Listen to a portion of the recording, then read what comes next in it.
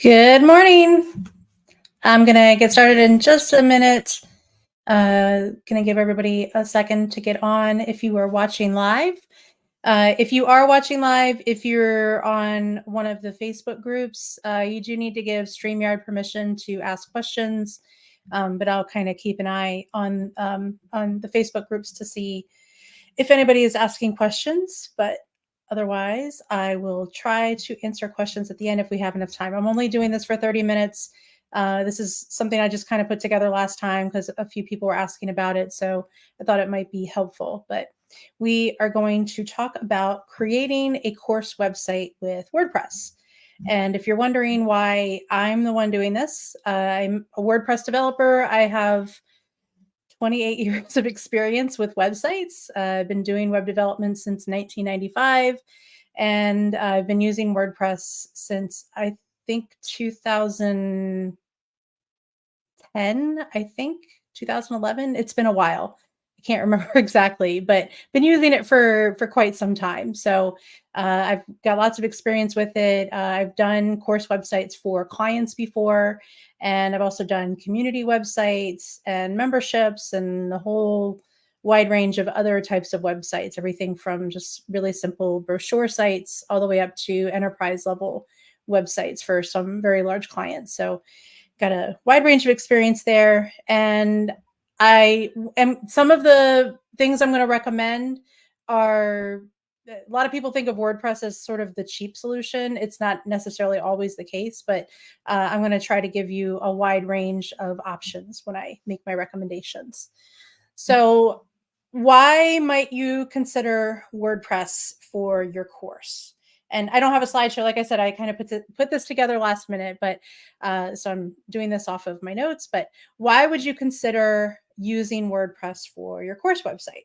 Well, the number one reason is probably because you already have a WordPress website. So if you've already got a WordPress website, it's relatively easy to add a learning management system or LMS to that website to give it that course functionality. So that's probably reason number one. So if you're already using WordPress, that's probably why you're considering using it for your course website. There are many other choices out there that handle courses. WordPress is a pretty good, well, WordPress's LMSs, or there's several LMSs that you can use in WordPress, are pretty good at handling courses from an instructional design standpoint. Besides being a web developer, I'm actually halfway through a master's in, it's technically learning design and technology, but it's really instructional design. So I've also got experience in that realm, and I have evaluated some of the learning management systems in WordPress using that as my filter. So I do know the ones that I'm going to talk about are pretty good as far as instructional design. If you're not already considering WordPress for your website, or you don't already have a website, WordPress is the most widely used content management system on the internet. It powers more than 40% of all websites, not just websites with content management systems, but all websites. It's something like 60 or 70% of websites that use a content management system are using WordPress. So it's very, very widely used. And it's open source, which basically means that the software itself is actually free. The WordPress software is actually free. And it's you can just go to wordpress.org to download it and play around with it if you know how to install it. It doesn't mean that everything associated with WordPress is free, but the software itself, the wordpress.org software, is free. And you can use it for any purpose. It's actually in the license. You can use it for anything. Now, WordPress hosting, sometimes WordPress gets a bad rap as being slow, or it's tedious, it's hard to use. And yes, it can be all of those things. But if you are using the right hosting, then WordPress can be super fast. If you are learning how to use WordPress the right way, it doesn't have to be very difficult. So just want to get that all out of the way. Let me just look at my notes real quick here. So when you're considering using WordPress for your course management system, before you really decide on which technology to use, because there's a lot of it and it can be very, very confusing trying to figure out which one is the best and which ones to go with what. there are a few other things that you need to consider. So, number one, what are your ultimate plans for your website? So, what are you ultimately thinking of doing for your website? If it's just going to be your sort of corporate or business website with some information on it and your course, then it's pretty easy. You probably just need to install a LMS plugin, a learning management software plugin, and go from there, or learning management system plugin, and go from there. And I'll make some recommendations on some specific ones that you could use. And there are some free ones out there that you could use. Uh, I'm assuming, well, maybe I shouldn't assume, but most likely you want to charge for your course. And some of the LMS plans or some of the LMS plugins allow you to charge for the course using the free plugin or the free plan. Some of them you have to pay for a pro plan, or you have to pay for what's called a premium plugin to be able to charge for the courses. And I'll talk about that a little bit. Now, some other things that you want to consider is what else do you want to do with your website? So if you also want to do things like have live events, then you might need an event plugin.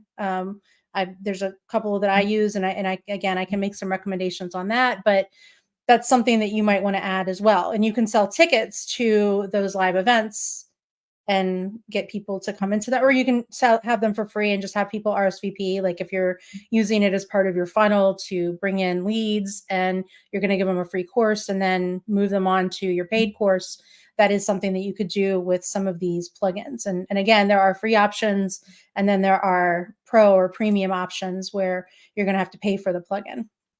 Another thing is, do you want to be able to do one-click add-ons or upsells for your course? So if you have your course, it's a pre-recorded course, and you want to upsell and add another course, another mini course, or maybe you want to add on live support or something like that. Do you want to be able to do all of that?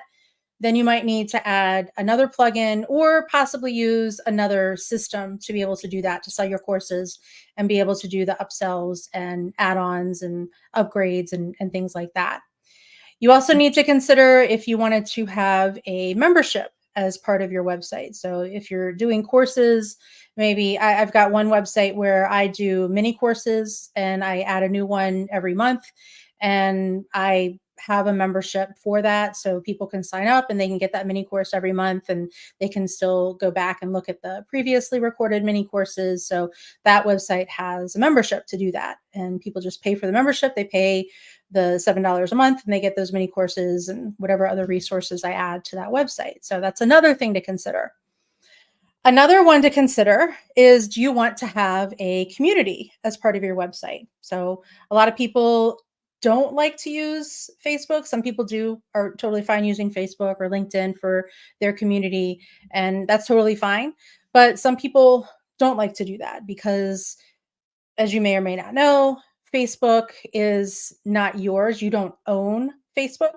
So if Facebook was to suddenly go away, or you lost access to your account, or and this happens. I've seen this happen from Facebook group owners who all of a sudden they can't post in their own group because they did something and Meta kind of flipped out on them for whatever reason. And sometimes it's an automatic ban or restriction on their account, and it happens. It's just a fact of life in this digital age. But if you want to avoid that from happening, you could potentially put that community on your website, and there are plugins that allow you to do that as well. You got some free ones and some paid ones that allow you to do that. And then another thing to consider is, do you want to create an app for your course, your membership, your community, whatever it is that you're building? So there are plugins that can handle that and services that can handle that. So these are all some big things to consider. And there's other factors to consider, but these are all things that you really need to think about before you start down the path of picking out which solution is going to be the best for you. And you may not know off the bat. You may not know which of those things you want to do, which of these options you want to use, but you really need to think ahead a little bit about what you might want to do and what you ultimately would like to do, and what, if all the stars aligned and everything went the way that you wanted down every step in the path, then what would be the ultimate goal for you? What do you think would be the best outcome for you? So you really do need to kind of think ahead with that, because that's going to help determine which plugins and theme and everything else would be the best solution for your website. So things to consider. Now, as for actual, I'm going to switch over to my screen so I can show you that. Let me switch here. Here we go. All right, we're not going to have me on the screen there. So actual plugins that you can use, actual plugins and themes that you can use for a course website. I've got a few to recommend for you. So I've got this local website that I'm going to demonstrate. It's not completely set up. This is one that I'm just kind of playing around with because I was trying to figure out what would be, so I was going to originally show you my course website and walk you through some of the technology that I use in there. But then I realized that it might be really confusing for beginners because my course website is using pretty much all of those things that I mentioned earlier. So except for the app, it doesn't have an app yet, but it's got the community, it's got the membership, it's got live events, it's got the funnels, it's got the courses, it's got pretty much everything. And when you're just starting out, having all of those things and trying to manage all of them at once could be overwhelming. It probably will be overwhelming, confusing, and difficult to get started. So if you're not a web developer, then you probably don't want to implement all of those things right from the get-go. You want to maybe do a phased approach and start small and go on from there. So anyway, I've got this WordPress website here, and I have an LMS installed, and you can see right now that's what I've got up on the screen right here. And that LMS is LearnDash. And LearnDash is my personal favorite LMS. When I was doing evaluations of WordPress-based LMSs, it really kind of ticked all the boxes for from an instructional design perspective. You can create modular courses. It's really nice because you can use lessons and topics from courses in other courses. So you can again modularize. So if you're creating if I was creating a course on using WordPress to create a course website, I could implement all of my lessons that I've already built for using WordPress to create a website in general. And then I could also add in modules for using WordPress to create a membership. And I can just use this modular setup to do something like that, which is really nice. It also lets you add quizzes. So you can see over here, I've got quizzes, and you can create certificates. That's an add-on for LearnDash. It's an add-on that's included. So LearnDash is a premium plugin. You pay for it, but there are free, or not free, because they're premium because the plugin is premium, but there are add-ons that are included with the WordPress, with the LearnDash plugin. And then there are third-party add-ons that are not included that you have to pay extra for, but certificates is an add-on that's included. You can also do what are called challenge exams. So if you want to make it so that somebody could test out of a class, they've got prior knowledge, they can test out of it. So you can create a challenge exam. You can create assignments. People can get their assignments. They can upload their assignments for you to review, and you can mark them in there. There's a gradebook add-on, which I think is an additional cost for that. But you can see here, if I go to add-ons, there's lots of add-ons that you can use. Only got a few set up on this one, so nothing too big. But you can see achievements, so you can award badges. There's an add-on that I don't think is listed here because it's a third-party add-on, but there's one called MemberPress that allows you to add gamification to your course, which is I think a really nice feature. Gamification is a pretty big thing in learning, and people get points for completing courses or completing lessons and courses and doing other things within your website. And you can award points and give them prizes. And for example, you could give them access to another class if they complete enough points or something like that. So the LearnDash courses, LearnDash courses are broken up into lessons and topics. So you can see here, I've got this sort of standard course one here. If I was to view it, this is what it looks like. It doesn't have much. I just kind of put placeholders in there, but you can see that it's got one lesson, and within that lesson, it's got 2 topics.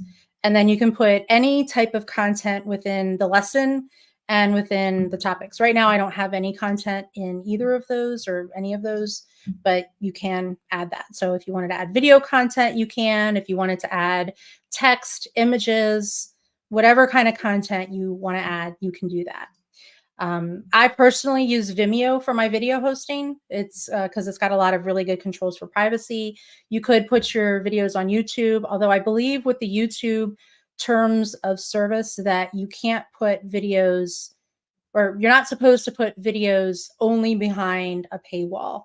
So if you're going to use YouTube, look into their terms of service and make sure that you can use that for your course website if that's the only place that you're putting that content. But with Vimeo, you can. So Vimeo, you can totally set up the privacy on a video, and you can do pretty much, well, not whatever you want, but you can put it behind the paywall. And I use Vimeo for a lot of my courses. All right, so this is what a course looks like. It's really simple, really straightforward. Again, you can put whatever kind of content you want in there. As you complete each topic, you can see here that you can mark it as complete. And it's going to show you the lesson progress. And then if I go on, I'm in topic 2 now, and I mark that as complete, then you can see it lets me know that I'm completely done. If I go to my account, which I don't remember if I have it set up. I didn't have it in the menu, but I think it's my account. No, let me go in the dashboard. I can't remember what I set the URL to for the account. Go to my pages. Was it profile? It might have been profile. Yeah, here we go. So it'll show me which courses I've got in my profile. And so people can add however many courses they want. And then you can also create a class. Actually, that's the wrong one. I think I created one called All Courses. Yeah, All Courses. And so I have a course grid on there.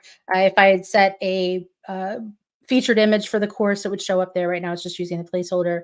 And I only have one course in here, but if I had multiple courses, they would all appear on this page. And then you can click on each course, and depending on how you've got the back end set up, people can just log into their account and then have access to some or all of the courses. If you've got a membership, you can give them access to the courses that way. Now, I do want to show you something else in the course. So if I go back into LearnDash and go back into the course, I'm going to go into, actually, I want to show you 2 things in the course that I've gotten in LearnDash. I'm going to go into the builder. One of the things I like about LearnDash is it's got this visual builder, which is pretty nice. It's one of the easier ones to use, but you can add lessons quickly through this. So you can see here, I've got 2 topics in there. You can drop a quiz into each topic or lesson.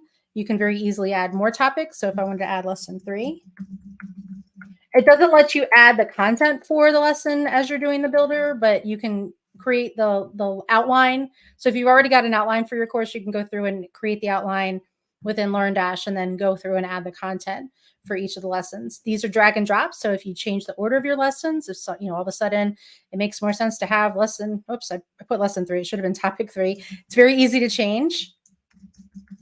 There's topic 3 instead of lesson 3.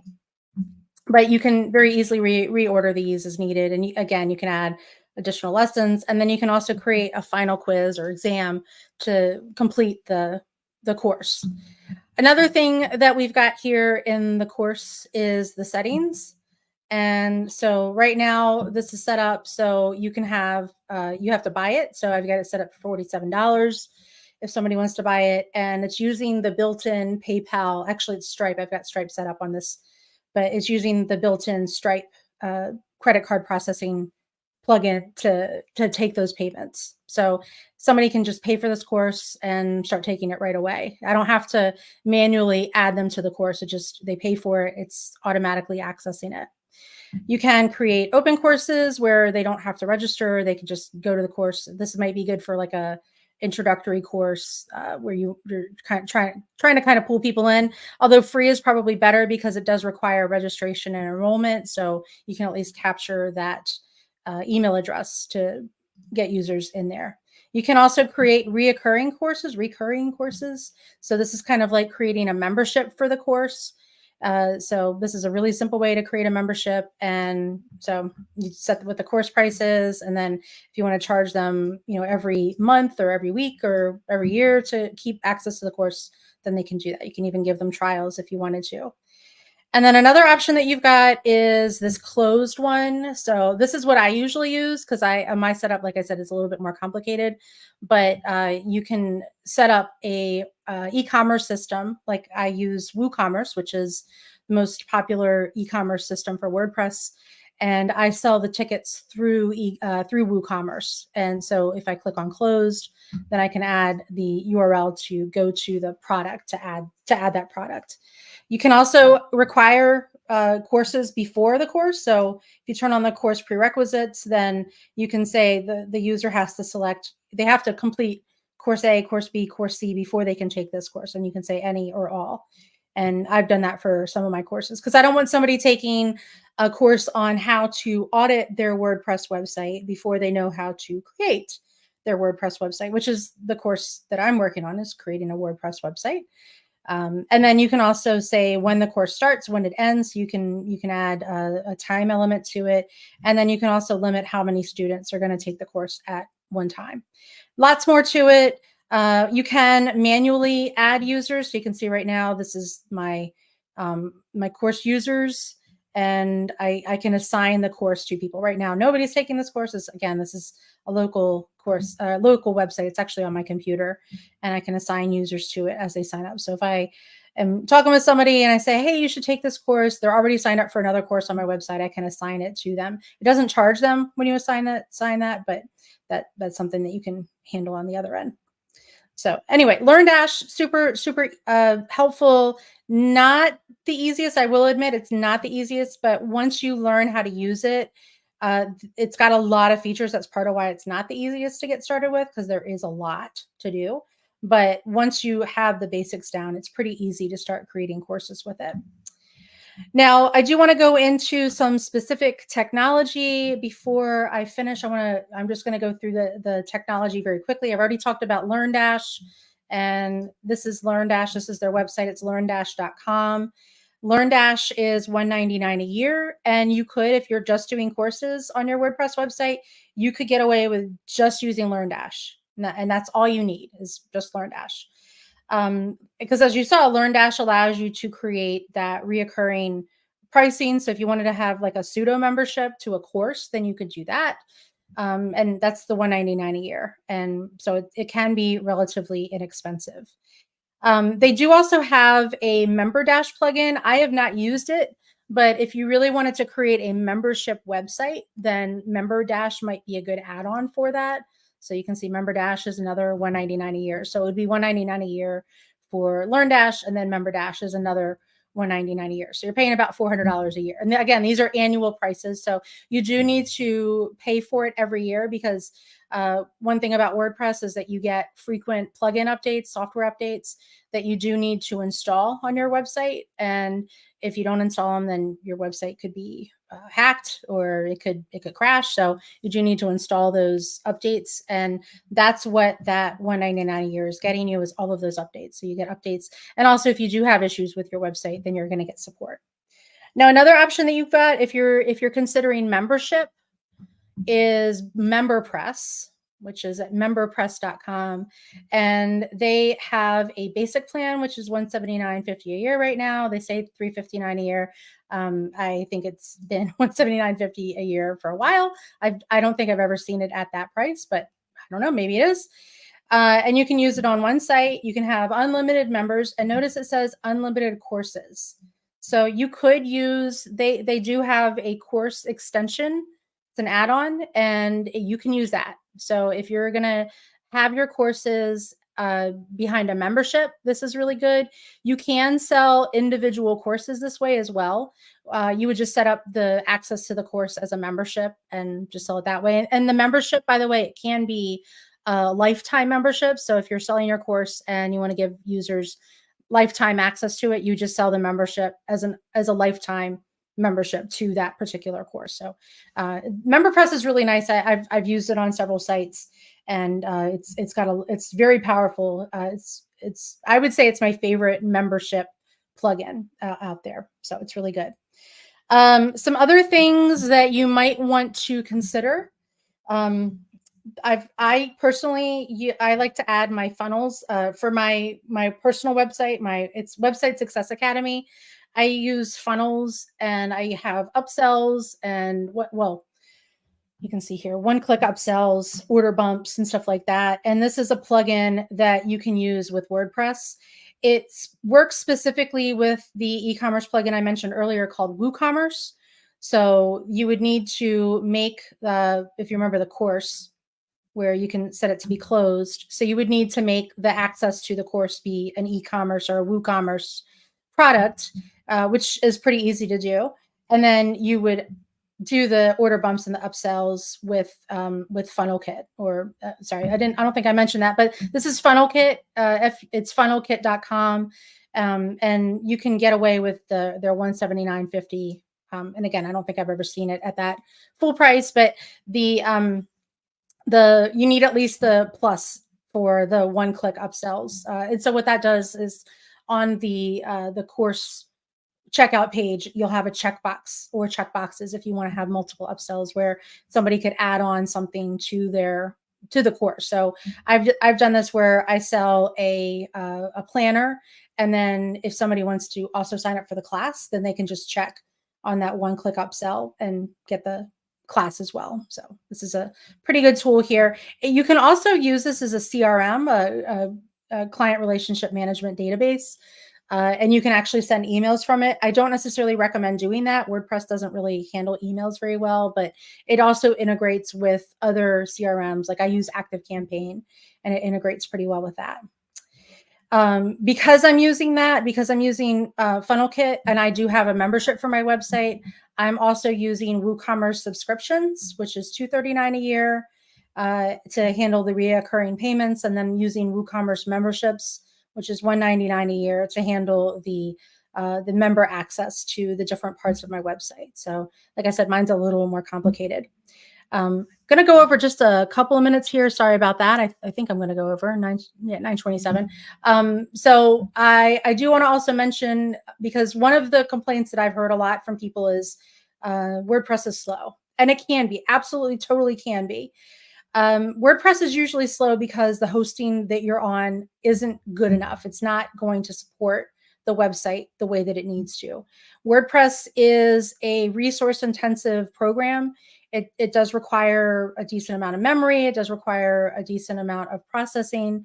So you need to make sure that you're using a good WordPress optimized hosting plan for your WordPress website. So if you go to wherever you registered your domain name and you just get their $299 a month hosting plan, that's probably not going to be good enough for your WordPress site. You want to get WordPress optimized. At the very least, get WordPress optimized hosting.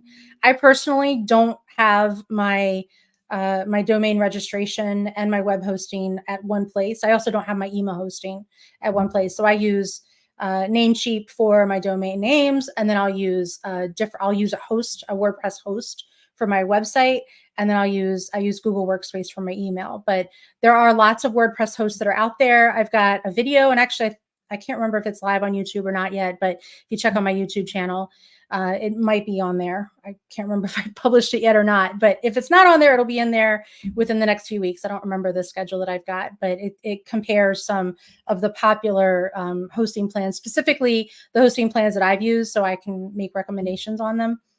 But one plan that you might want to consider is Cloudways. It's not necessarily the easiest to get started, but I like it because it is one of the easiest to scale. So you can see here, you can start at $14 a month. And one of the things that I like about it, it's cloud-based hosting, and they tell you how much power you're getting behind that. So you're getting 1 gigabyte of RAM, one core for the processor and their storage. And you can see here that you can scale up. So, this might be good for just getting started, just for your website. And then you might need to upgrade to their $28 a month after a few months once you start getting more traffic. I just had a client that upgraded their account to the next higher level. It's a good problem to have. If your traffic is high enough and your usage is high enough that you need to upgrade, then it's a good problem to have. But you can see that this is it's optimized. It's specifically optimized They can optimize their hosting plans, their servers for WordPress. So that's something there. Another host that I use a lot is WP Engine, and I also use Kinsta. But Kinsta doesn't recommend their 2 least expensive plans for membership sites. You can use them to get started, but you probably don't want to use them long term. But again, good problem to have if you're getting enough traffic on your membership site or your course website that you need to upgrade. That's probably a good thing. So, all right, I'm going to check in the Facebook group and see if there's any questions in there real quick. I don't see any right now. So if you do have any questions, you can add them as a comment in here. Let me switch back here so you can see my face again. Hi. So if you do have any questions, leave a comment. I will try to answer it. I am going to do this again later today. So if you weren't able to come in live and you want to try to watch it live later, I'm going to go through the whole spiel again later. If you have questions, then I'll answer them. And I'm probably going to do a slightly longer version of this course. I might even do like a mini workshop on it. So for anybody that is interested in working through setting up their website, I can sort of walk you through, help you out with deciding on the best software to use. Oh, and you know what? I totally forgot. I forgot to mention the plugin that I use for the community, because I did mention community, but it's Buddy Boss. And Buddy Boss is actually a plugin and a theme. So you could use Buddy Boss to manage the appearance of your website and also handle the community. So if you wanted to add